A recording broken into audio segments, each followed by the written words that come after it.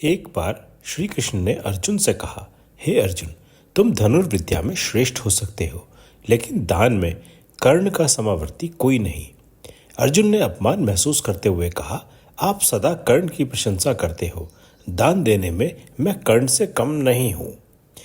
कृष्ण केवल मुस्कुराकर चल दिए। तभी उन्होंने देखा कि एक ब्राह्मण उनके निकट आया और अर्जुन से याचना की कि हे राजा, मेरी पत्नी का देहांत हुआ है, उसके दहन संस्कार के लिए मुझे चंदन की लकड़ी चाहिए, क्या आप इन्हें दिलवा सकते हैं?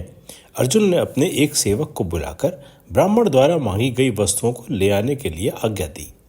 सेवक गया और थोड़ी देर बाद खाली हाथ लौटकर आ गया और उसने बताया कि किसी भी प्रकार की लकड़ी न तो भवन में है और न ही पूरे गांव में उपलब्ध है। अर्जुन ने ब्राह्मण से खेद पूर्वक निसहायता का भाव प्रकट किया। ब्राह्मण यह कहकर वहां से चला गया कि मैं कर्ण से जाकर मदद मांगूंगा। ब्राह्मण सीधे कर्ण के पास गया और उससे लकड़ी मांगी। कर्ण ने भी अपने सेवक को भेजकर ब्राह्मण का मुंह मांगी वस्तु लाने को कहा। यह सेवक भी थोड़ी देर में खाली हाथ लौट आया और बताया कि पूरे गांव में लकड़ी उपलब्ध नहीं है। निराश होकर ब्राह्मण वहां से वापस लौटने लगा।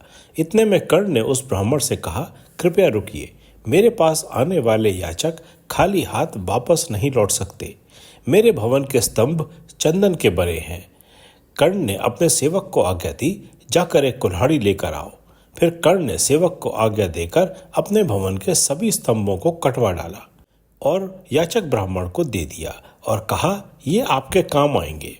जब सेवक स्तंभों को काट रहा था तब महल का एक भाग टूट गया।